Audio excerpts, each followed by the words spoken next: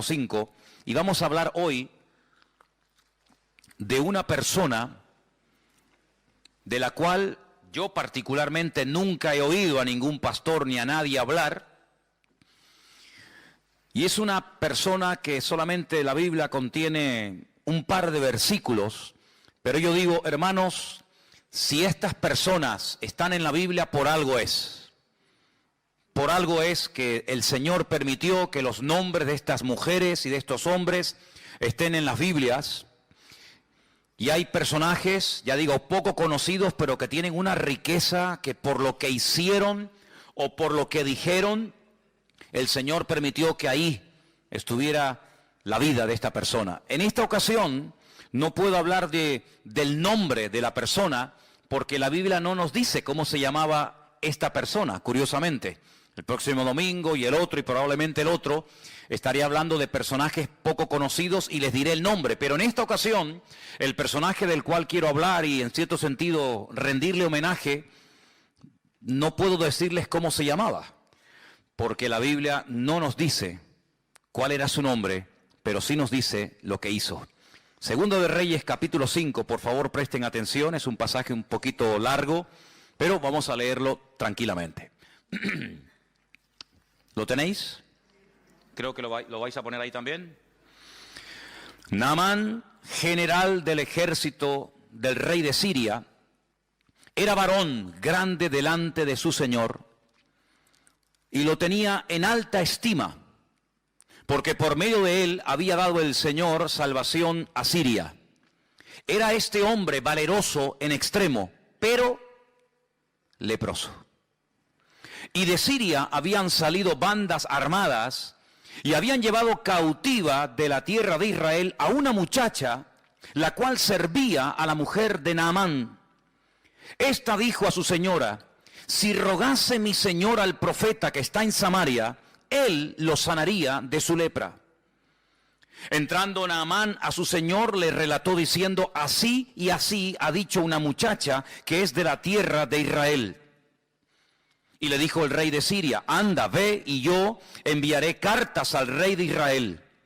Salió pues él llevando consigo 10 talentos de plata y 6,000 piezas de oro y 10 mudas de vestidos.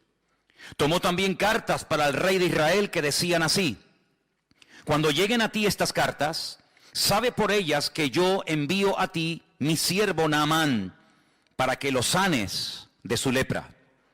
Luego que el rey de Israel leyó las cartas, rasgó sus vestidos y dijo: ¿soy yo Dios que mate y dé vida, para que éste envíe a mí a que sane a un hombre de su lepra?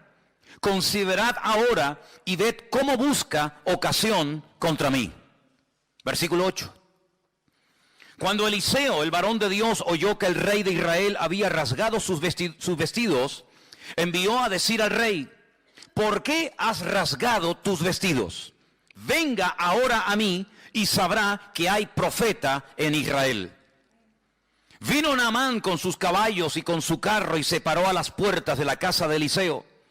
Entonces Eliseo le envió un mensajero diciendo: ve y lávate 7 veces en el Jordán, y tu carne se te restaurará y serás limpio.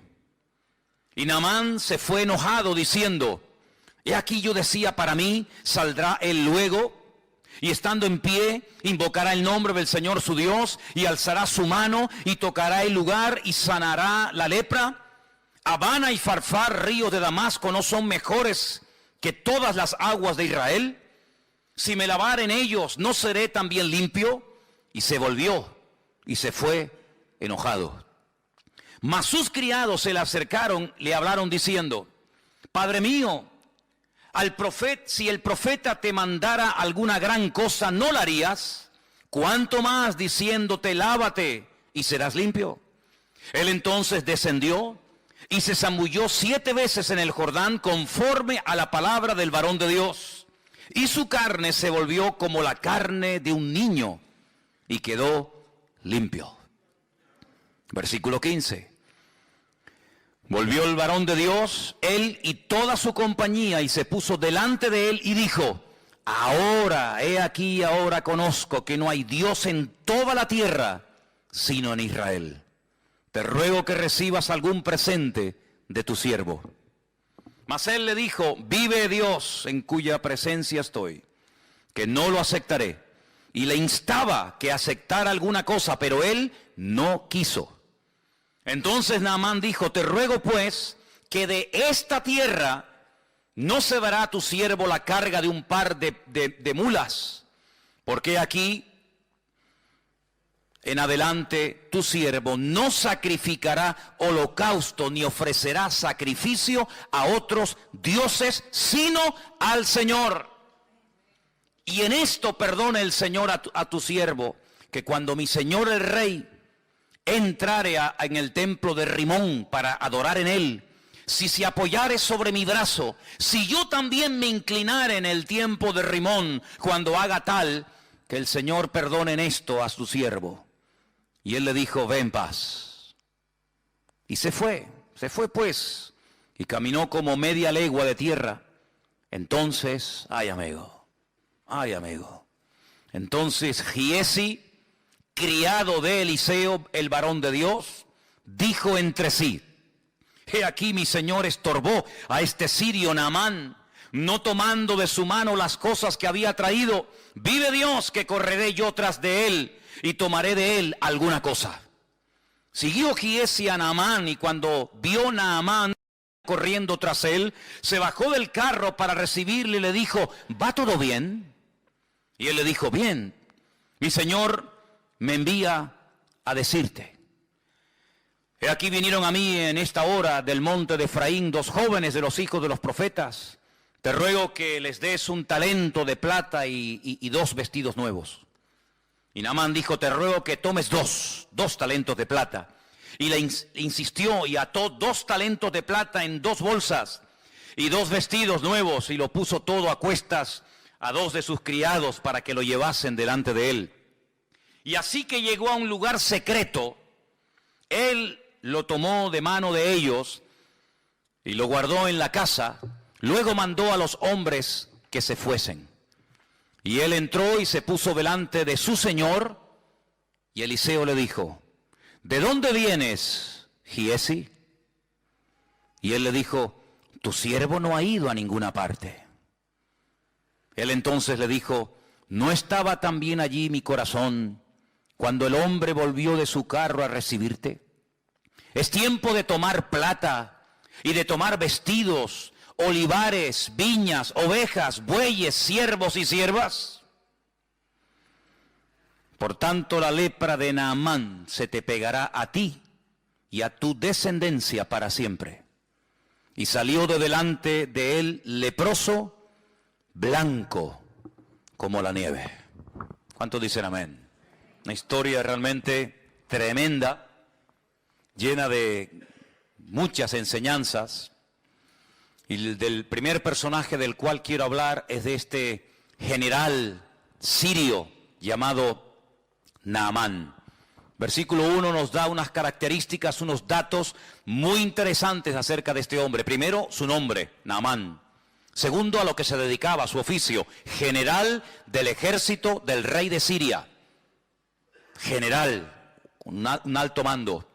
Además nos dice que como persona, como hombre, era una persona grande, delante de su señor, evidentemente el rey. Lo tenía en alta estima. Incluso dice que por medio de él había dado el Señor salvación a Siria. Es decir, en un momento determinado de su vida, de su carrera militar, se había dejado usar como instrumento de Dios para traer victoria a su país en un momento puntual en el que era necesario. Y además dice que era un hombre con una valentía, dice, en extremo, a la máxima potencia. Pero tenía un pero. Hay gente que por ahí dicen, a veces he escuchado que por muy buenos, por muy activos, por muy competentes o eficaces que seamos, todos y cada uno de nosotros tenemos peros en nuestra vida. Sí, es buen chico, es buen hermano, es buena hermana, es buen pastor, es un buen joven, es un buen líder, es un buen diácono, es una buena persona, pero... ¿Y quién puede levantar la mano esta tarde y decir, en mi vida no hay peros? Sí, hay muchos peros. muy valiente, general, una estima tremenda, una persona con un valor increíble, una persona influyente, una persona seguramente con una posición social increíble, pero ¿de qué te sirve todo eso si eres leproso? Ahora, es que qué curioso que cuando uno estudia el tema de la lepra, el trato que se le daba a los leprosos en Israel es completamente diferente al trato que se le daba a los leprosos, por ejemplo, en Siria. Parece ser que un leproso en Siria podía hacer una vida normal y podía estar rodeado de gente y podía entrar incluso a la presencia del rey y no pasaba nada. Cuando es una enfermedad contagiosa, no solamente incurable, sino una enfermedad que se pega, que se transmite. Pero parece que Naamán no había sido expulsado, no vivía como tenían que vivir los leprosos en Israel, fuera de su familia, fuera de sus tierras, porque es una enfermedad, ya digo, que se contagia. Y la Biblia da capítulos enteros de instrucciones acerca de cómo se tenía que tratar a un leproso. Y en el supuesto caso de que el leproso dijera que había sido sanado, había toda una parafernalia, había todo un proceso y una cuarentena, y en fin, algo muy interesante, ¿verdad? Sin embargo, Naamán era leproso y podía seguir siendo general y entraba y salía y hablaba con el rey y parece como que no le daban importancia. Sin embargo, había que tener mucho cuidado. Ahora bien, Naamán, sin lugar a dudas, por el cargo, era un general, Era una persona acostumbrada a recibir siempre todo tipo de honores, de pleitesía. Seguramente, cuando él llegaba a un lugar, automáticamente hacían sonar las trompetas, los soldados se ponían firmes, se hacía una serie de rituales que en la vida militar son normales cuando un general, por ejemplo, yo estuve en un cuartel donde teníamos la obligación, un grupito reducido de soldados en los tiempos de la ETA, en los tiempos en los que la ETA tenía en el punto de mira a policías y sobre todo a generales del ejército de España, pues yo estaba en una especie de comando de 10 soldados que íbamos de paisano y teníamos que estar siempre a altas horas de la madrugada haciéndonos pasar por gente que no tenía nada que ver con la vida militar, no podíamos llevar documentación, ni carnet de identidad, ni nada, con unos pelos y unas pintas terribles. Y bueno, y cuando estábamos por ahí, pues en el momento en el que mirábamos que cerca del cuartel entraba una serie de coches y ponían una banderita en lo alto del cuartel, sabíamos que el general estaba dentro. Esa era la indicación. Cuando veáis la bandera de tal color o de otro color, sabéis que tenéis que estar atentos porque el general ha llegado. Seguramente Naamán era una persona que estaba constantemente rodeada de un séquito de personas y a todo lugar donde Naamán llegara, pues en fin, todo el mundo se ponía firme y todo el mundo pues hacía todo tipo de reverencias y como era la costumbre, le besaban la mano, etcétera, etcétera. Pero, vuelvo a repetir, tenía un problema tremendo. Lo curioso es que todo esto va a cambiar radicalmente de la noche a la mañana, porque hay una chica, una joven, que repito, no nos dice la Biblia cómo se llamaba, pero nos dice cómo llegó a la casa de Naamán esta chica. Esta chica había sido llevada secuestrada, así de claro, por unas bandas armadas, por una especie de avanzadilla militar, de soldados que iban, atacaban, robaban, violaban, destruían, y de paso si se podían llevar a algún chico, a alguna chica para someterlos como esclavos, pues aprovechaban. Y esta chica había llegado a la casa de Naamán porque fue secuestrada por la fuerza de la casa de sus padres. Ahora ponte tú en el lugar de esta niña, una chica que de la noche a la mañana es secuestrada. Yo no puedo asegurar si la violaron o no, porque la Biblia no lo dice, pero lo más probable es que lo hayan hecho, lo más probable. De repente, de ser una niña que está con sus padres, con su madre, con sus hermanos, que va a la sinagoga, probablemente alguna vez iría al templo a Jerusalén, vete tú a saber. De la noche a la mañana esta chica pasa a estar de criada, de esclava, lejos de su casa, lejos de sus padres, sirviendo a una señora que no conoce absolutamente de nada, una casa donde se comen cosas que ella jamás en la vida había comido por ser judía, una casa donde seguramente se adoraba a todo tipo de divinidades y de dioses, lo cual ella sabía que no se podía hacer. Y de la noche a la mañana esta chica pasa de estar en una casa normal y llevando una vida tranquila a una vida de esclava donde nunca más vas a volver a tu tierra, sino que te van a matar a trabajar de sol a sol, sin ningún tipo de derechos, sin vacaciones y sin ningún tipo de indemnización de ninguna clase. Humanamente hablando, era para tener el corazón lleno de odio. Humanamente hablando era para estar todo el día quejándote o coger una depresión terrible y no querer vivir o incluso hasta pensar en quitarte la vida. Sin embargo, el ambiente, la injusticia de la vida no logró cambiar, no logró sacudir la fe de esta muchacha, sino que ella observa que el marido de su señora es un hombre muy importante, un hombre muy valeroso, un hombre con muchas medallas y mucho reconocimiento, pero es un hombre que se está muriendo cada día. Y cada día lo observa y se da cuenta de que este hombre va de mal en peor. Y que tarde o temprano va a terminar contagiando a todos los que viven allí. Y que tarde o temprano este hombre morirá, por muy general que sea. Y de repente ella se le ocurre decirle a la esposa de Naamán, a su señora, a su ama: si mi señor fuese a Israel y dejase que el profeta, el varón de Dios, le ministrara, él sería sano totalmente de su lepra. Su vida cambiaría radicalmente, pero tiene que ir a mi tierra, tiene que ir a mi país. Porque él va a sus dioses, él va a su templo. Pero esto no va a traer ningún cambio a su vida, al contrario. Pero si él se atreve a ir a mi tierra, no en esta ocasión para robar más jóvenes, no en esta ocasión para atacar y quemar y violar mujeres, sino para pedir misericordia, y él va con una buena actitud, y él se deja ministrar y se deja orar por el profeta, su vida va a cambiar. Parece que esto le impactó. Claro, yo no sé si nosotros en el lugar de la chica le hubiéramos dicho a este enemigo que vete tú a saber si mató a los padres de esta niña. Porque podemos especular y crear toda una historia alrededor de esto. Vete tú a saber cómo hubiéramos reaccionado nosotros. Ponte tú en el lugar de esta chica. Te secuestran, te violan, te matan a la familia, te llevan a un país extranjero. De repente te meten en una cultura, en una religión, en un ambiente pagano, idólatra. ¿Cómo tú hubieras reaccionado? Pues que se muera. Yo no le voy a decir absolutamente nada, pero no. Ella aprovechó la oportunidad.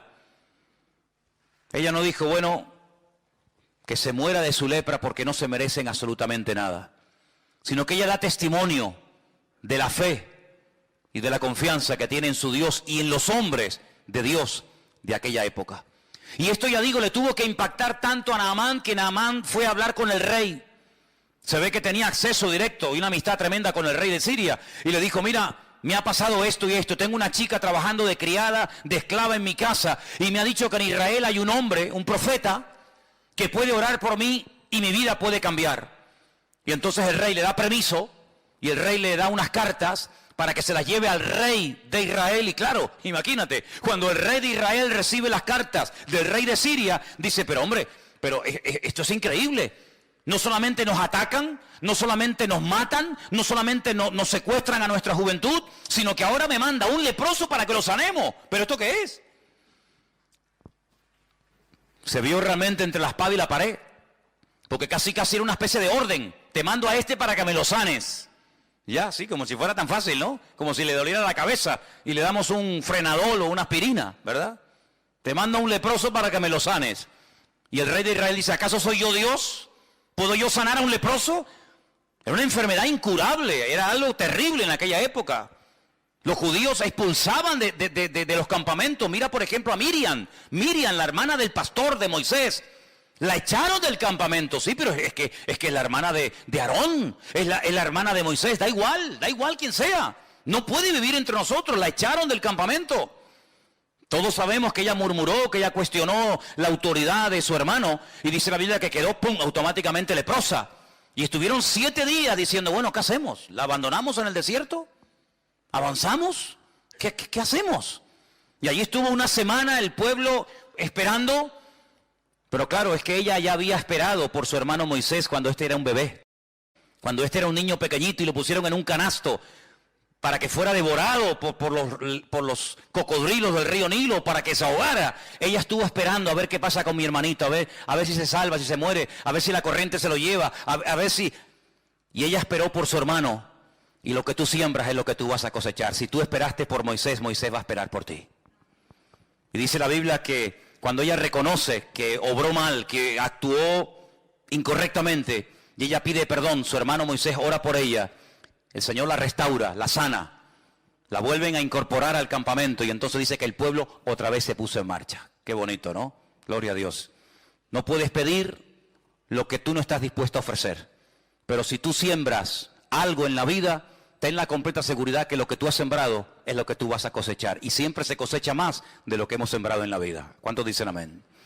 Así que allí se va Naamán con estas cartas bajo el brazo para ponerse en contacto con el profeta Eliseo.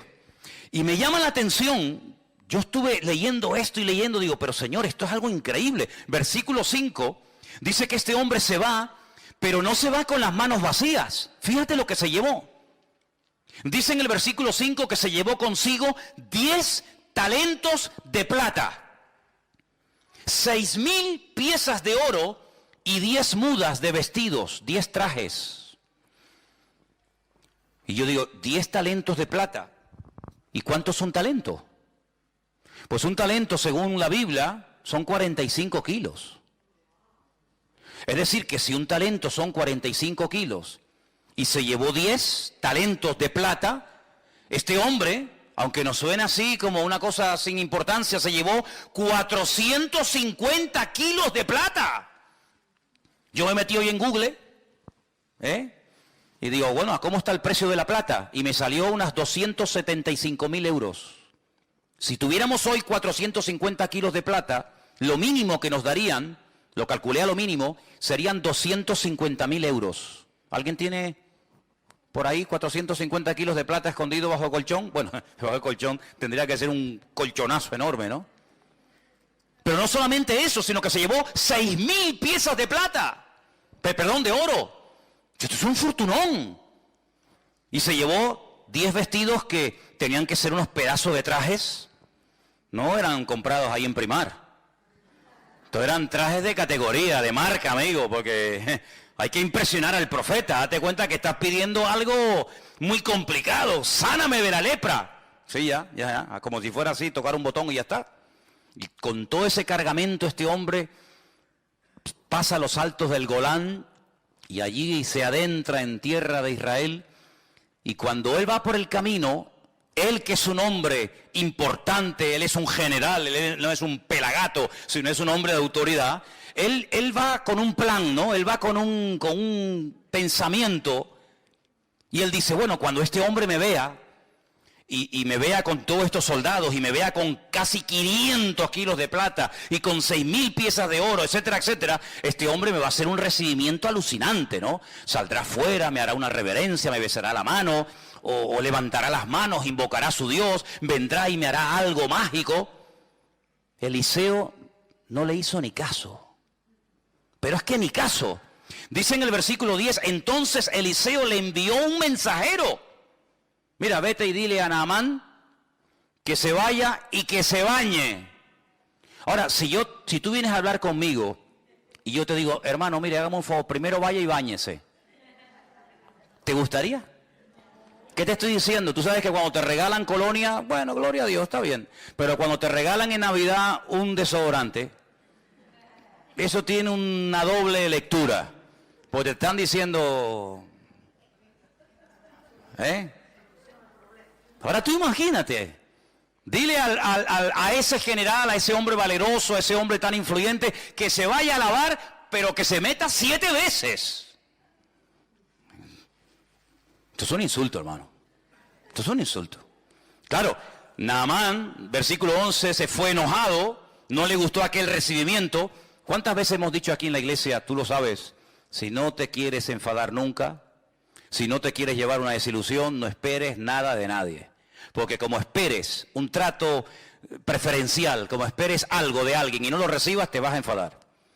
Él esperaba un trato al nivel de un general, no lo recibe, se va enfadado. Y por poco, escucha bien, por poco pierde la bendición.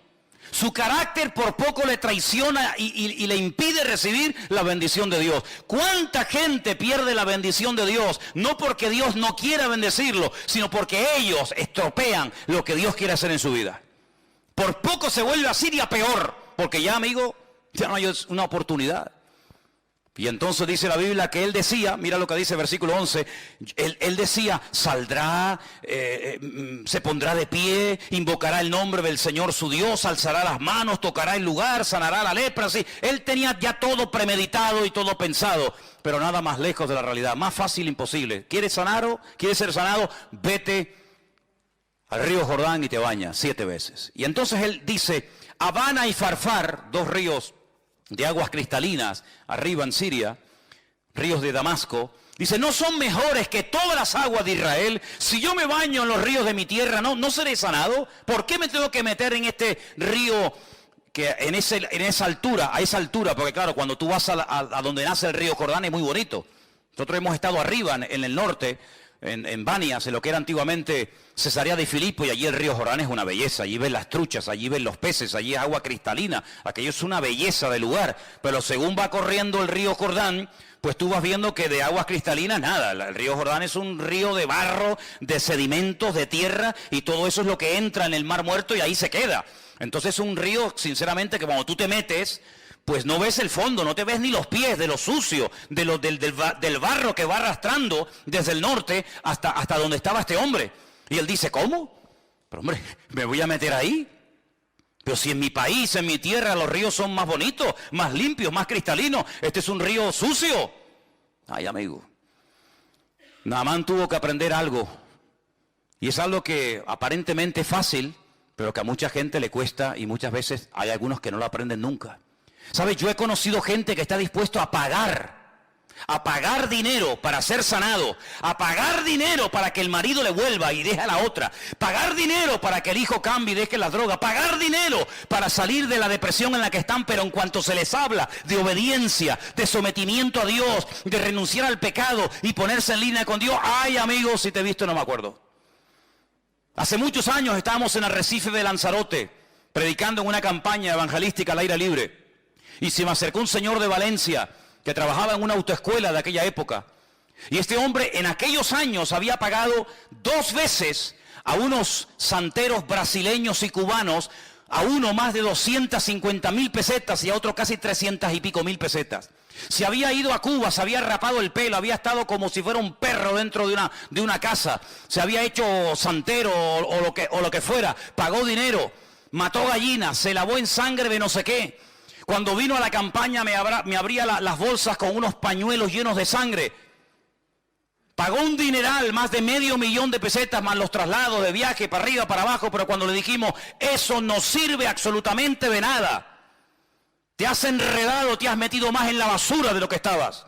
Lo que tienes que hacer es coger todo eso y tirarlo a la basura y prenderle fuego. Y lo que tienes que hacer es dejar el pecado, dejar la querida con la que vives, ponerte en orden con Dios, arrepentirte de tus pecados y el Señor, si quiere, comenzará a transformar tu vida. ¿No le gustó? No le gustó. Si yo hubiera sido otro, digo, pues mira, yo te puedo curar, pero a mí me tienes que dar 480.000 pesetas. Y seguramente las hubiera pagado.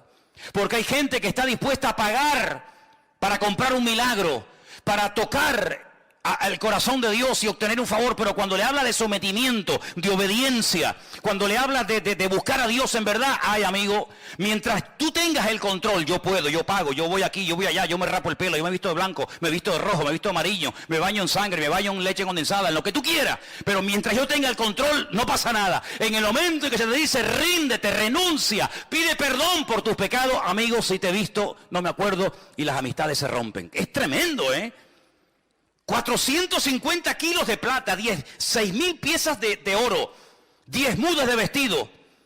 Fíjate el fortunón que este hombre lleva encima, hermano. ¿Te imaginas que esta tarde entrara aquí un hombre que nos dijera, si ustedes oran por mí, les regalo 6.000 piezas de oro, te regalo 10 trajes de estos de marca fabulosa, te regalo no sé cuántos cientos de kilos de plata? Es algo increíble. Dispuesto a pagar el milagro, pero no está dispuesto a meterse dentro del río Jordán. ¿Por qué? Porque es aceptar órdenes de un ser inferior desde su punto de vista, y para él aquello es una humillación. ¿Pero por qué? Porque el orgullo impide que mucha gente cambie de vida. Porque el orgullo tiene un poder tan tremendo que ha destruido familias y países y imperios enteros. Es un veneno, es un cáncer impresionante la persona que cae en las redes, en la trampa del orgullo. Es un pobre desgraciado. Sí, tanto general, tanta valentía, tanta historia, pero eres un pobre desgraciado. Es muy fácil decirle a los demás lo que tienen que hacer, pero en cuanto alguien te dice a ti lo que tú tienes que hacer, te enfadas. Es muy fácil dar órdenes a los soldados, pero cuando por ahí se cambian las tornas y un soldado te da una orden a ti, no sabes responder. Porque es muy fácil ver lo que los demás hacen mal desde nuestro punto de vista. Pero cuando el Señor te pone el dedo en la llaga y te dice, no, tú eres el que tienes que cambiar. Tú eres el que tienes que dejar de cuestionar a los demás y poner la mano en el arado y pedir perdón. Ay, amigo, ahí nuestro ego, ¿verdad? No, a mí nadie me tiene que decir lo que tengo que hacer. Eso le pasó a Naamán.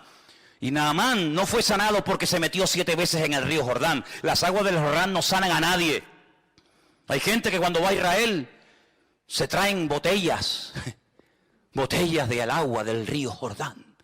Porque usted sabe, hermano, que las aguas del río Jordán están bendecidas. Ya, bendecidas. Y allí en el río Jordán he visto una tienda, un kiosco con botellas de plástico, así como estas, vacías. Y la gente va y paga 4 y 5 euros por una botella vacía, para meterse en las aguas del río Jordán y llenarla de agua sucia y traerla a España, porque es agua bendita. Y yo le digo, mire, si usted se compra una botella de agua llena, se la bebe, le cuesta 1 euro, y si quiere traerse agua, la coge. Pero pagar 4 o 5 euros por una botella vacía hay que ser bobo, ¿eh? Pues la gente lo hace. La gente lo hace y va y tú lo ves que se mojan, y por agua por aquí y agua por allá.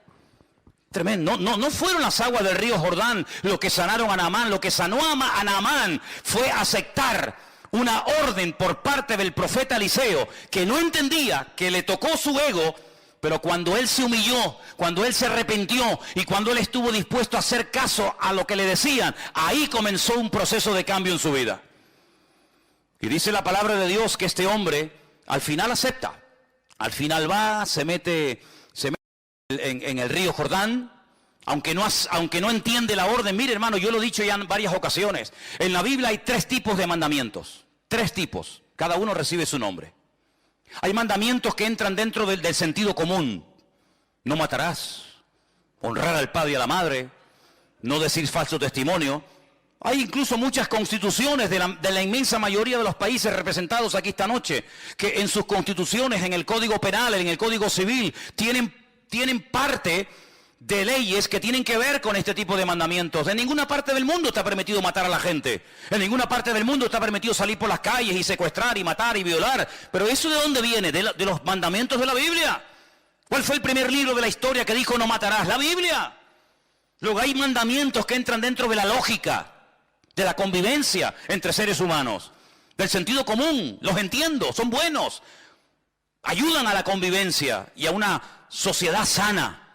Hay otro tipo de mandamientos que son para recordar cosas del pasado. Por ejemplo, mandamientos que tienen que ver con milagros del Señor en el pasado y se recuerdan a través de celebraciones, de fiestas. Y son mandamientos que recuerdan algo que el Señor hizo. Pero hay otro tipo de mandamientos. No hay muchos de esos, pero hay algunos. Mandamientos que la gente cuando los lee dice, ¿y esto por qué? ¿Por qué? No lo entiendo. No tiene ninguna explicación. Bueno, lo que tú no entiendes, Dios sí lo entiende. Y cuando Dios manda algo, sabe por qué lo manda y por qué no lo manda. Y hay 7, 8, 10, 20 mandamientos en la Biblia que no entran dentro de la lógica, no entran dentro del sentido común, son como hasta ilógicos.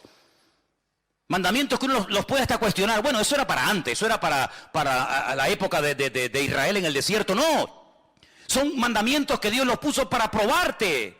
Mandamientos que, a ver cómo reacciona este.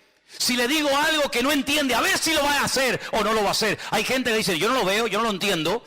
Pero en la Biblia no es entender para obedecer. En la Biblia es obedecer y luego viene la bendición. Es al revés. No era lógico que el Señor dijera, si ustedes se quieren salvar de la muerte, no estamos hablando de una fiebre, estamos hablando de algo serio, la vida, tienen que pintar la puerta de sangre. Pero bueno, ¿eso qué lógica tiene? ¿Cómo va a parar la muerte? Un poco de sangre en la puerta y en los postes y en el dintel de una casa. ¿Pero qué explicación tiene esa? Ninguna. Es simplemente un acto de obediencia. ¿Te fías o no de tu Dios? Si no pones sangre en la puerta de tu casa, tu primogénito morirá. Y el primogénito de tu vaca y de tu buey y de tu asno morirán. Bueno, no lo entiendo, pero lo hago. Ah, mira, no lo entendían, lo cumplieron, pero sin embargo salvó la vida de miles y de miles de personas en Egipto. ¿Tenía lógica dar vueltas alrededor de la muralla de Jericó? ¿Tiene alguna magia?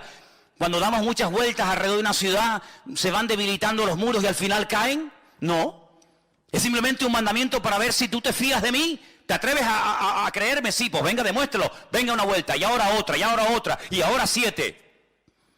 Son esos mandamientos que no entran dentro de nuestra lógica. No lo entiendo. Señor llega y dice, quitar la piedra. ¿Pero cómo vamos a quitar la piedra? Hace 4 días que mi hermano está muerto. Ahí hay un olor terrible. Esta mañana estuve en el puerto de la Cruz y había en la cocina un olor a muerto. A muerto. Cogieron la bolsa de basura, la tiraron y volvió a entrar. Digo, aquí sigue oliendo a muerto. Y había un ratón que estaba muerto. Había un ratón que estaba muerto. Un ratón así, así. Ahora tú imagínate un ser humano 4 días muerto en Israel con un calor que hace terrible. Que llegue el Señor al cementerio y diga, quitar la piedra. Claro, con razón las hermanas del difunto, Marta y María, dijeron, Señor, es que nuestro hermano ya está podrido. Nuestro hermano ya está corrompido. Nuestro hermano hiede. Ya no es aquel joven, ¿verdad?, varonil y fuerte que tú conocías, es que está corrompido. Y el Señor dijo, quitar la piedra. Quitar la piedra. ¿Cuántas veces en nuestra vida somos incapaces de recibir la bendición? No porque Dios no quiera, sino porque cuestionamos. ¿Y por qué? ¿Y por qué? Pues porque yo lo digo y punto y se acabó. Y Dios no tiene que darnos explicaciones a ninguno de nosotros. Pero si te atreves a obedecer, si te fías de Dios, la bendición te alcanza donde quiera que te encuentres. ¿Cuántos dicen amén? ¿O tú crees que vas a entender siempre a Dios? Hay momentos que yo no entiendo, ¿y por qué pasa esto? ¿Y por qué pasa lo otro? El próximo domingo vamos a hablar de un hombre bueno, un hombre extraordinario que lo mataron injustamente. ¿Por qué? Bueno, hijo, hay cosas que nunca vamos a entender mientras estemos en este cuerpo de barro. Pero yo lo único que sé es que con Dios no existe injusticia y que el Señor sabe lo que hace, aunque yo no lo entienda. Dice que los que amamos a Dios, todas las cosas nos ayudan a bien. Así que obedece y ya está, no des tantas vueltas. ¿Y por qué? ¿Y por qué? ¿Y por qué? Pero ¿quién nos hemos creído nosotros para altercar con Dios? ¿Y por qué no sé qué? ¿Y por qué no sé cuánto? Te bañas y punto. Ya sé que en tu tierra los ríos son más bonitos que los nuestros. Ya sé que las aguas son más cristalinas, pero no te van a cambiar. Lo que tienes que hacer es obedecer, fiarte de lo que Dios te está diciendo. Y cuando lo hagas, verás los cambios. ¿Y yo por qué tengo que dejar de adorar a la Virgen Candelaria? A ver, ¿por qué? ¿Por qué? ¿Qué mal hago yo? ¿Qué mal hago yo con rezarle a mi virgencita de toda la vida? Además me la regaló mi madre, ella la recibió de su madre. ¿Y por qué? Si esto es una tradición, esto es una cultura, esto forma parte de la idiosincrasia, de la costumbre popular de los pueblos. Bueno, hijo, pues sigue con tu muñeco, con tu rollo. ¿Y yo por qué tengo que dejar de no sé qué? ¿Y yo por qué tengo? Y hay muchas personas que se les va la vida. Se les va la vida cuestionando la palabra de Dios. Y sí, y no, y ahora sí. Y mientras tú estás cuestionando, tú estás dando vueltas en ciclo, otro que lleva menos tiempo que tú en el Evangelio, te pasó por encima y ya está sirviendo al Señor cuando tú tenías que estar ya sirviéndole, pero sigues dando vueltas en el desierto porque no termina de renunciar a tu ego y de decir, Señor, yo me fío de ti y sé que siempre viene bendición cuando hay obediencia. ¿Cuántos dicen amén? Así es, hermano. Así que si te quieres sanar, estás tardando. Cuanto antes lo hagas, antes recibirás el milagro. Bueno, gracias a Dios lo lograron convencer. El hombre se fue a bañar, se metió 7 veces en el río Jordán. Y dice el versículo 14 que cuando se zambulló en el Jordán 7 veces, conforme a la palabra del varón de Dios, su carne se volvió como la carne de un niño. Tremendo. Y quedó limpio. Tú te das cuenta que la piel de los niños es diferente a la nuestra. La cara nuestra es muy dura ya, ¿no? La piel de los niños, tú le coges el pie a un niño y no tiene callos. No tiene callos. Y si no, podemos sacar aquí para que veáis. Es una piel increíble. Las manos, los niños no tienen callos. Es una piel increíble. ¿Saben que a veces en la antigüedad se mataban a vacas que estaban embarazadas para sacarle el ternero, los no natos, los que no habían nacido? Se les sacaba el ternero que aún no había nacido.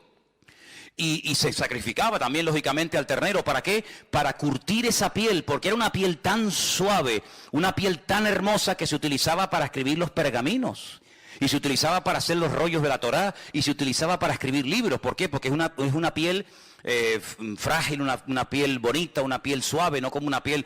Me acuerdo una vez que alguien me dijo, no, están vendiendo unas chaquetas de piel muy baratas, y me fui un día hace años a verla y digo, pero esto no es piel, esto es cartón piedra. Las ponías de pie y se quedaban de pie. No, son de piel, me decía el vendedor. Digo, ¿de piel de quién? De Matusalén. Eran de piel de camello. Claro, cuando usted se pone una chaqueta de piel de camello, al final te sale hasta joroba. ¿Qué quiere que te diga? Entonces la piel de un niño, algo increíble. Ahora, cuando este hombre sale del agua y se ve limpio, se ve que la lepra ha desaparecido. Ahora, déjeme que le diga algo. Yo mientras estudiaba este tema esta semana, este no es el primer leproso en la Biblia. Por cierto, ¿quién fue el primer leproso en la Biblia? No, Lázaro no fue nunca leproso. ¿Quién fue el primer leproso de la Biblia? No, Miriam no fue. Tiene que ir para atrás. No, Job tenía problemas en la piel, pero no necesariamente lepra. Dice que tenía la sarna. Se rascaba con una teja. Él vivía con su familia, luego no era algo contagioso. Hay un hombre extraordinario, un hombre de Dios. El mejor de todos, que se quedó leproso. Bueno, sigan pensando. No me digan que no lo sabéis. ¿Abraham era leproso? Ah. ¿Quién se quedó leproso? Bueno, sigan pensando. Volvió al varón de Dios, él y toda su compañía se puso delante de él y le dijo, he aquí ahora conozco que no hay Dios en toda la tierra sino en Israel. Ah, amigo, ahora te has dado cuenta, ¿no? Te das cuenta los cambios, los milagros, las bendiciones que vienen cuando te fías de Dios, cuando pones en práctica la palabra, aunque no la entiendas, te das cuenta que siempre la obediencia trae bendición. Tú venías cargado de plata, tú venías cargado de oro, pero ¿de qué sirve eso? De nada. Dice David, yo estaría dispuesto a hacer un sacrificio para ti cuantas veces tú me lo pidieras, pero tú no quieres sacrificio, que yo te lo daría, porque los sacrificios del Señor son el corazón quebrantado y el espíritu humillado delante de la presencia de Dios. Eso es lo que Dios quiere. Saúl dijo, no, mira, yo he contradecido la orden, he llevado un poco la contraria con lo que inicialmente me pediste, porque hemos reservado estas ovejas, mira qué pinta tienen, mira qué pedazo de bueyes, mira qué toros, mira qué machos cabríos, para sacrificarlos al Señor. Y Samuel le dice, ¿acaso Dios te ha pedido a ti sacrificios? ¿No es mejor la obediencia que los sacrificios y los animales engordados puestos como un holocausto sobre un altar? Que no has entendido nada. No has entendido nada, ¿te das cuenta? Bueno, ¿ya saben quién era el primer leproso? Bueno, pues nada, sigo. Entonces dice la Biblia que este hombre, cuando se ve cambiado por dentro y por fuera, porque este hombre era leproso, sí, pero también era leproso en el alma, Tenía un orgullo, y yo no sé qué es peor, la lepra o el orgullo. Porque por ser leproso nadie se va al infierno, Pero por ser soberbio y no querer obedecer a Dios te puedes condenar eternamente. Así que no sé qué será peor. O ser leproso o ser un soberbio y un arrogante. Y este lo tenía todo. Pero este hombre cuando se ve cambiado y sanado por fuera, cambia por dentro. Y dice, ahora entiendo que el Dios de esta gente, el Dios de este pueblo, es el único y verdadero Dios. Y ahora dice, versículo 16, que él insiste en darle un presente. Pero no lo quieren aceptar. Entonces Naamán le dice, te ruego, ahora escucha bien esto, es un recién convertido, diríamos nosotros hoy en día, es un recién convertido, así no habla una persona madura en el Señor. ¿Qué es lo que dice Naamán? Bueno, yo he sido sanado en esta tierra. Entonces le dice, de esta tierra no se le dará a tu siervo la carga de un par de mulas. Es decir, se quería llevar las mulas, no con la plata y el oro que había traído, sino cargadas de tierra de Israel. Como hay muchos creyentes que cuando van a Israel se traen tierra y te dicen, hermano, mira un regalito, tierra santa. Digo, sí. Y una vez una hermana me vino a mí con tierra santa y yo le dije, espera, yo te voy a dar otra. Y me fui, estábamos en el Puerto de la Cruz y me fui detrás de la piscina y escarbé así y metí en una bolsa y le dije, mira, tierra santa canaria. Ay, hermano, no diga eso, digo. que la santidad no es cosas, que no adoramos ni la tierra, no adoramos la cruz, no adoramos la cruz, la corona, no adoramos las espinas, no adoramos las sandalias, no adoramos la túnica, adoramos al Rey de Reyes y Señor de los Señores, que no es la tierra, es el Señor de la tierra el que te ha sanado. ¿A dónde vas con las mulas llenas de tierra? Yo doy gracias al Señor que cada vez que los grandes hombres de Dios hicieron algo con algo, salvo dos veces, no lo volvieron a usar más. ¿Se imaginan ustedes David si hubiera patentado la onda? La onda me refiero a esta, ¿no? La onda de brum, brum, ¿eh? ¿Se imaginan ustedes que hubiera dicho David? Vendo ondas a buen precio, ondas ungidas, piedras bendecidas por el Señor. ¿Cuántas quieren una? Todo el mundo se hubiera forrado, ¿eh?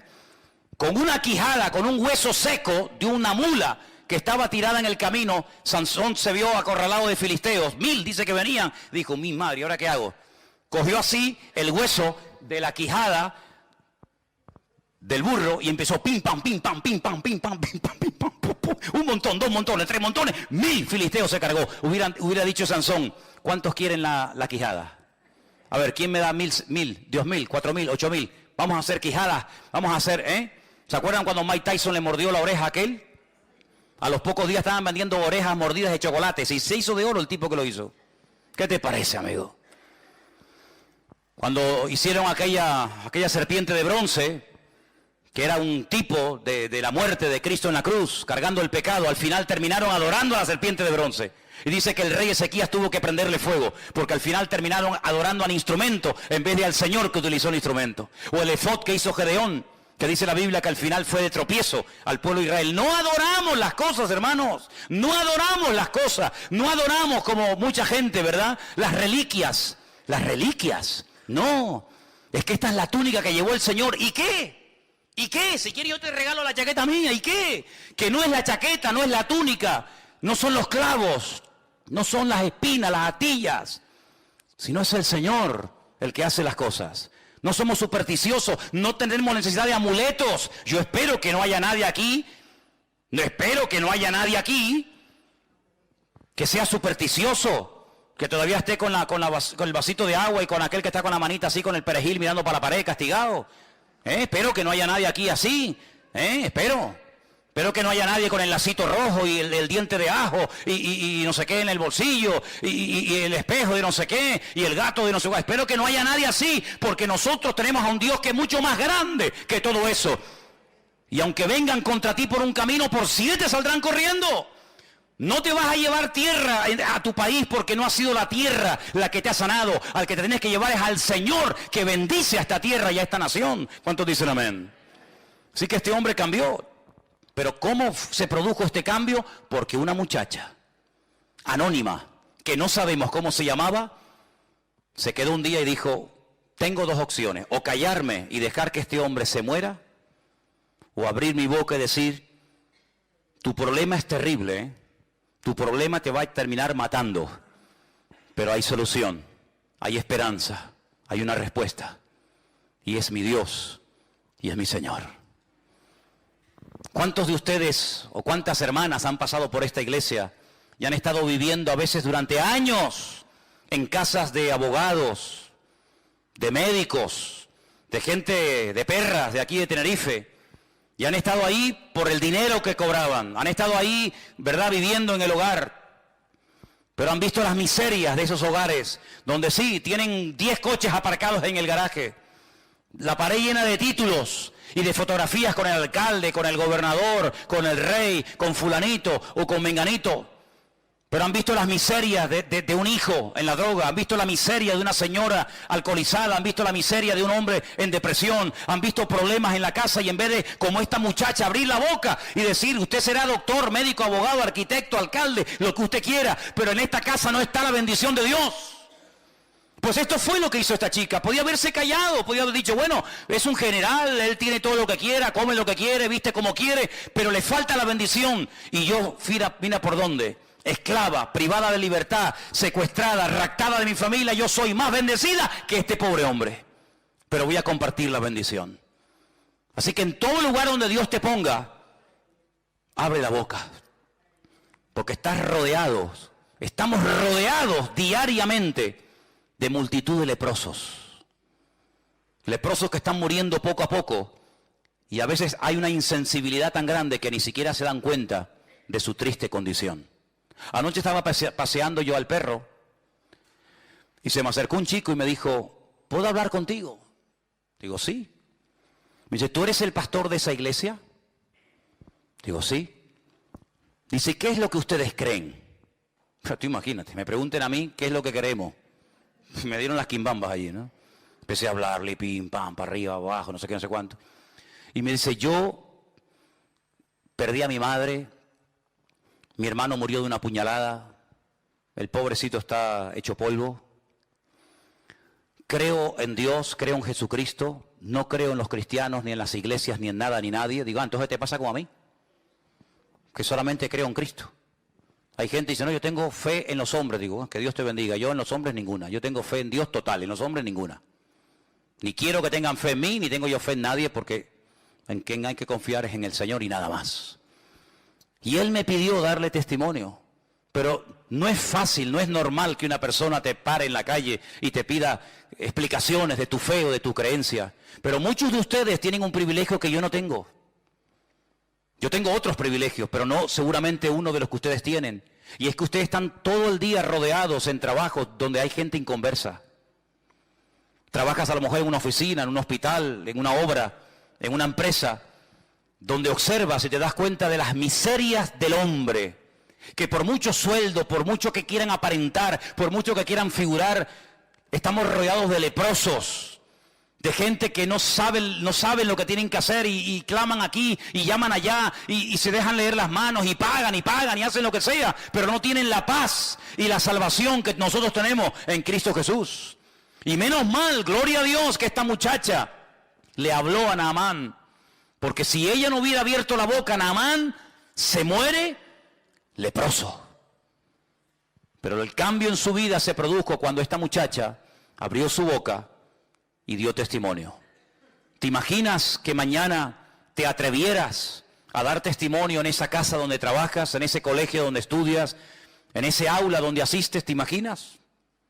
Puede ser algo increíble. El otro día estaba también en el parque paseando al perro. Es que para evangelizar, cómprate un perro. Te lo dije ya una vez. Te lo dije una vez, ¿eh? Si quieres evangelizar y conocer gente nueva que no viene a la iglesia, cómprate un perro. Bueno, y si me comprara un mandril o un mono, sería algo alucinante, porque todo el mundo, con tal de ver el mandril, pues bueno, vamos a ver. Nunca es tarde. Se me acercó un chico y empezamos a hablar también del Señor. Y hay un momento en el que él hizo algo que era yo el que tenía que haberlo hecho, y no lo hice, porque reconozco que no iba preparado. Y se saca una tarjeta y me dice, yo trabajo en esta empresa. Cuando necesites algo, me llama. Y me dio una tarjeta. Y yo no tenía una tarjeta de la iglesia. Ustedes sí, porque sé que ustedes siempre van con tarjetas, ¿no? En la cartera, en el bolso, por aquí, por allá. Yo en ese momento me pilló a contrapié y le dije más o menos dónde estábamos, que él lo sabía, pero no le pude dejar una tarjeta. Fíjate cómo él dice, toma, una tarjeta por si te hace falta mi servicio porque trabaja en una empresa X, ¿no? ¿Qué te parece, amigo? Tenemos que estar siempre preparados para presentar defensa con mansedumbre y reverencia ante todo aquel que demande razón de la esperanza que hay en nosotros. Eso es lo que dice la Biblia. ¿Cuántos dicen amén? Ahora fíjate tú, Naamán vive en el extranjero, vive en Siria. Esta muchacha que no sabemos cómo se llama le da testimonio. Naamán carga sus caballos, sus asnos o lo que sea, se va a Israel. Hace lo que el profeta le dice, su vida cambia por dentro y por fuera. ¿Cómo volvió Naamán a Siria? Madre mía, qué fiesta, qué testimonio, cuántos banquetes habrá hecho, y cómo fue, y qué te pasó, y quién oró por ti. Bueno, habrá sido algo tremendo, tremendo. Pero ahora resulta de que aparece en el versículo 20 un personaje siniestro. Un personaje que aparentemente tenía que ser un creyente tremendo, porque estaba viviendo 24 horas al día con aquel hombre que acababa de orar y de pedir un milagro en la vida de Naamán, y el Señor lo había realizado. Y este personaje es Giesi. Versículo 20 dice, lo hemos leído, pero volvemos. Giesi, que era el criado, el que servía a Eliseo, pero yo solamente quiero hacer un paréntesis aquí. Eliseo no siempre fue profeta. Hay un tiempo en el que se conoció a Eliseo como el siervo de Elías, ¿sí o no? Y cuando Elías desaparece, se le comienza a llamar o a conocer como Eliseo, el siervo del Señor. Pero primero fue el siervo del hombre del Señor y después fue el siervo del Señor. A Giesi le hubiera pasado exactamente lo mismo. Hubiera sido primero siervo, ayudante, colaborador de Eliseo, y cuando Eliseo muriera o el Señor se lo llevara, pues hubiera pasado a ser él el tercero en el orden. Es como el Dios de Abraham, de Isaac y de Jacob. Pues podríamos hablar hoy por hoy del Dios de Elías, el Dios de Eliseo y el Dios de Giesi. Pero aquí se rompió la cadena. Aquí el eslabón quebró.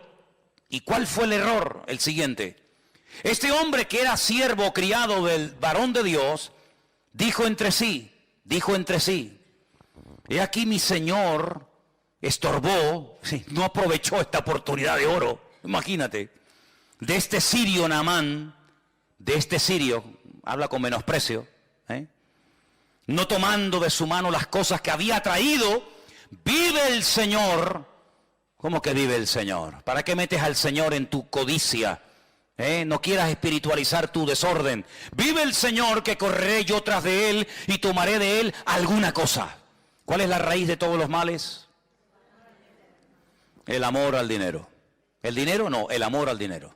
Esa es la raíz de todos los males. Por dinero se mata, se asesina, se viola, se secuestra, se hace en guerra, por dinero. Y este hombre tenía un serio problema. Claro, no había salido el problema porque mientras no se presentó la oportunidad, Giesi pasaba desapercibido. Igual pasa en la vida de todos los seres humanos. Mientras no se presenta la ocasión, aquí todo el mundo es bueno. Pero en el momento en el que se presenta la ocasión, ahí es donde se demuestra si eres maduro, si tienes las ideas claras o dónde estás parado. Giesi, sí, siervo del varón de Dios. Oye, este muchacho ¿quién es? No, es el ayudante del profeta. Ah, muy bien. Pasaba desapercibido, no tenía que hacer nada, no tenía que hablar, sino simplemente servir y obedecer las órdenes y las instrucciones de Eliseo. Pero llega el momento cuando él cree que se ha desperdiciado una oportunidad de oro. Y entonces dice, esta es la mía, voy a tomar ocasión. Siguió Giesi a Naamán. Naamán lo vio, que venía corriendo tras de él, se bajó del carro para recibirle y le dice, ¿qué pasó? ¿Pasó algo? Y le dice, primera mentira, mi Señor me envió a decirte, ¿eso es verdad? A ti no te ha enviado nadie. Tú eres el que te estás enviando. Tú eres el que te estás levantando a ti mismo. A ti no te ha enviado nadie, ni te ha levantado nadie, ni te ha dado orden nadie de hacer lo que estás haciendo. Pero para justificar tu desorden tienes que mentir. Y tienes que decir que te envía no sé quién y que te envía no sé cuánto. A ti no te ha mandado nadie. Luego está mintiendo. Y aquí vinieron a mí, en esta hora del monte de Efraín, 2 jóvenes de los hijos de los profetas. Te ruego que les des 1 talento de plata y 2 vestidos nuevos.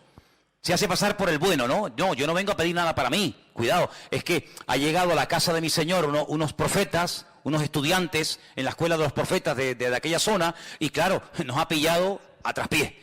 Entonces, vengo de bueno. Ay, amigo, qué falsedad tan grande, ¿eh? Y este vivía con Eliseo. Y este era el que supuestamente iba a ser el siguiente profeta de Israel. ¿Cómo puede haber semejante gentuza? ¿Cómo puede haber gente tan mala en medio de un ambiente tan bueno? ¿Cómo puede haber gente mala en medio de un ambiente de gloria y de bendición? No te sorprendas, siempre ha sido así, hermano. Mira a Samuel, un hombre bendecido por el Señor, sus hijos, un desastre. Cuando era pequeño, fue, entre comillas, adoptado por un sacerdote llamado Elí. Los hijos de Elí, un desastre. Pero en medio de un ambiente de inmoralidad y de corrupción se levanta un tremendo varón de Dios. Siempre ha sido así, es decir, el trigo y la cizaña, o la cizaña y el trigo. Que hay que ser un auténtico experto para diferenciar el trigo de la cizaña, que son prácticamente iguales, que las ves de lejos y dice, ¿cuál será el trigo? ¿Cuál será la cizaña? ¿Cómo se puede saber? ¿Cómo se puede diferenciar el trigo de la cizaña? Tienen el mismo color, aparentemente es lo mismo. ¿Sabes cómo se reconoce? Porque llega un momento que el trigo hace así y se encorva, se dobla. ¿Cuándo se dobla la espiga de trigo? Cuando está madura y cuando tiene fruto. La cizaña siempre está iniesta, la cizaña siempre está parada, nunca se agacha, nunca se humilla, siempre está diciendo aquí estoy yo. El trigo llega un momento en el que agacha e indica que cuando ya está agachadito es cuando hay que cortarlo. Qué lección tan bonita, ¿eh? Qué lección tan hermosa. Cuando estamos agachaditos y humildes es porque puede ser que haya fruto en nuestra vida. Mientras estemos muy levantados, no sé a quién estamos representando. Allí se va Giesi y miente, ¿verdad? Se monta una película, se monta un rollo. Claro, Naamán, el hombre recién sanado, recién transformado. Ay, hermanos, la Biblia dice que los tropiezos siempre van a venir en esta vida, siempre. Pero dice la Biblia, ay de aquel que haga tropezar a uno de estos pequeños. Por eso yo les digo a todos y a cada uno de ustedes en esta noche, y me lo digo a mí mismo, ay de nosotros que hagamos tropezar a un recién convertido por un mal ejemplo, o por una mala palabra, o por una mala acción. Bueno, Jesús es muy contundente. Dice, mejor le hubiera sido a esa persona atarse una piedra de molino al cuello. Hombre, si yo me ato una piedra de molino al cuello que pesará, ponle 400, 500 kilos, y me tiro de la punta del muelle abajo, lo más probable es que una persona con nuestro peso, que se ate una piedra de molino al cuello, lo más seguro es que se muera ahogado. ¿Sí o no? Porque está diciendo el Señor. Mejor es que te mates, mejor es que te quites de en medio antes de que me hagas tropezar a uno de estos recién convertidos. Qué tremendo, ¿eh? Qué responsabilidad tremenda. Así que ándate con ojo a dónde vas, dónde te reúnes, dónde te metes, con quién hablas. Ándate con ojo, porque puede ser que tú digas, no, a mí no me vio nadie sabe nada, pero siempre hay un ojo que nos ve y siempre hay más gente que nos observa de lo que nos podemos imaginar. Mucho más. Y allí se va Giesi y miente. Y entonces dice la Biblia que pide un talento, pero Naamán en ese acto de generosidad dice, no, uno no, 2 talentos, 90 kilos de plata. 90 kilos de plata. Y le insistió y ató los 2 talentos de plata en 2 bolsas y vestidos nuevos y lo puso todo a cuesta de 2 de sus criados para que le llevasen delante de él. Y ahora me llama la atención la expresión del verso 24. Se lo llevó a un lugar, dice ahí en tu Biblia, ¿qué dice? Secreto. Secreto para ti. ¿Pero acaso Dios no sabe dónde lo has escondido? ¿Secreto de qué? Nunca me olvidaré, lo he contado varias veces, cuando un día ya no está, porque ya prácticamente no existen, han desaparecido, hay muy poquitas. Pero antiguamente había muchas cabinas telefónicas, ¿os acordáis? Aquellas cabinas que abrías la puerta, entrabas dentro, ¿se acuerdan o no? Alguno dice, ah, sí, había eso, sí, hermano. Había una época en la historia de la humanidad en la que habían cabinas telefónicas, ¿sí? ¿Y para qué? Si había móviles. No, es que no había móviles. ¡Ah! No había móviles. ¿Cómo se podía vivir sin móvil? Se podía vivir, hermano. Se podía vivir. Se podía vivir. Y era con monedas. ¿Con monedas? Sí, bueno, era otra década. Era otra época de la historia de la humanidad. Pero bueno, a lo que vamos. Yo estaba una mañana temprano ahí en esa cabina haciendo una llamada. Y en eso cruza el paso de peatones que está en la piscina municipal. Os ubicáis, ¿no? Sabéis de lo que estoy hablando, ¿no? Venía un joven de la iglesia. Venía el hombre echando humo. Y bueno, oye, cada uno se lo monta como puede y como quiere. Entonces cuando yo lo veo y tengo que salir de la cabina, el hombre que venía bien enchaquetado, bien encorbatado porque iba a su trabajo, lo cual me parece bien, el hombre cuando me ve hace, pero fue, hermanos, ustedes han visto a David Copperfield. No, este era Bill el niño, fue a fe. Pero además que lo metió dentro, porque se te puede caer, te puede estar... Hizo... Fue una cosa increíble, una rapidez. Yo digo, de verdad te lo digo, ¿eh? Estuve a punto de decir, oye, lo puedes hacer otra vez porque eres un fiera, tío. Eres un fiera. Sí. Y entonces empecé a hablar con él. Y le digo, ¿qué, hermano? ¿Cómo estás? Bien, bien. Bueno, y él estaba, ya el hombre sudaba, estaba nervioso, y no sé qué, y le alargué la conversación. No te qué tontería. Y le empezó a salir humo. Y yo pensaba yo sin quererlo lo voy a quemar a lo bonzo. Le voy a prender fuego al pobre hombre y le digo, mira, escúchame una cosa, mira. No seas bobo, Dios, no seas bobo. ¿Para qué te escondes de mí? Como si yo fuera el coco, ¿no? A veces me da rabia cuando hay hermanas que dicen, pórtate bien que llamo al pastor. Y claro, ven venir a Manolo y parece que viene el coco. No, no le digan eso a los niños, hombre. No le digan eso. Ah, por razón los niños me ven y se ponen. ¿Este quién es? El pastor. Ah, no digan eso, dile, oye, que viene, yo sé, que viene Piero, que viene, dile otro, pero no diga mi nombre, hombre. Entonces yo le digo, mira, te vas a prender fuego sin necesidad. Te vas a quemar una chaqueta, quemar una pasta, te la vas a quemar, te vas a hacer una agujera así. Total, ¿para qué? ¿Pero qué más da? ¿Qué más da eso? ¿Qué bobería más grande? Entonces dice que se fue a un lugar secreto. Un lugar secreto. ¿Y dónde hay un lugar secreto? ¿Dónde huiré de tu presencia? Dice el Señor. ¿A dónde? ¿Hay algún lugar donde puedas ir y pecar a gusto? ¿Qué fue lo que le dijo el Señor a Natanael? Yo un día le preguntaré al Señor, Señor, ¿qué estaba haciendo Natanael debajo de la higuera?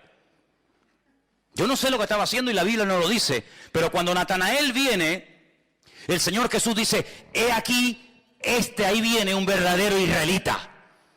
Y Natanael le dice, uy, ¿y tú a mí de qué me conoces? Y le dice el Señor, yo a ti te vi cuando estabas debajo de la higuera. Claro, Natanael dice, Señor mío, Dios mío, dice, no te sorprendas si a partir de ahora vas a ver cosas mayores que esas. Yo no sé lo que estaba haciendo debajo de la higuera, si estaba orando, si estaba yo no tengo ni idea. Lo único que sé es que aquella palabra lo partió a Natanael porque se vio descubierto, se vio desnudo ante los ojos del Señor. Porque el Señor, delante de Él estamos desnudos, ¿sí o no? ¿Qué coraza nos podemos poner para que el Señor no vea nuestra vida? Ninguna. Estamos desnudos ante su presencia. Todo es notorio. No, es que nadie me vio. Eso es lo que tú crees. Mira, cuando tú hagas un pecado y pienses que nadie te vio, es cuando más gente te vio. Yo una vez estaba en la radio, estaba hablando, y hay un momento en el que estaba hablando en la radio y me pasó por la mente un pensamiento. ¿Me estará escuchando alguien? Porque claro, la televisión es otra historia, ¿no? Pero en la radio...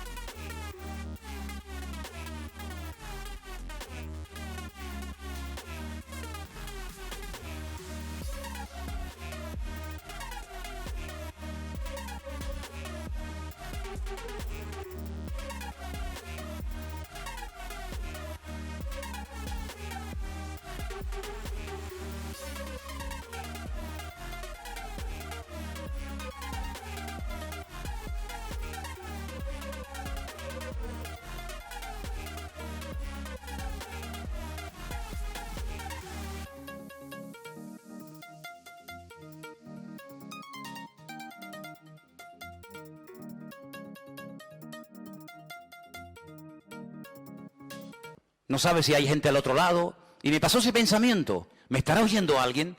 Y a los pocos días cayó en mi mano un librito y leí una frase que me transformó, me cambió mi percepción. Y decía, era un libro sobre el tema de la radio, un locutor. Y decía, cuando te venga el pensamiento, se te cruce por tu mente el pensamiento, ¿me estará escuchando alguien? Ese día en el que estás pensando eso, es cuando más gente en ese momento te está escuchando. Así que Giesi fue a un lugar oculto, ocultó el oro, ocultó la plata, ocultó los vestidos. Que yo digo una cosa, si tienes una cosa como oro, plata y vestidos para tener que ocultarlo, ¿para qué lo quieres entonces? Porque cuando tú te compras un vestido es para ponértelo, no para esconderlo, ¿no? Y entonces lo ocultó y se va a la presencia de su Señor. Entró, versículo 25, se puso delante de su Señor. Y Eliseo le dice, ¿de dónde vienes, Giesi? Podía haberle dicho,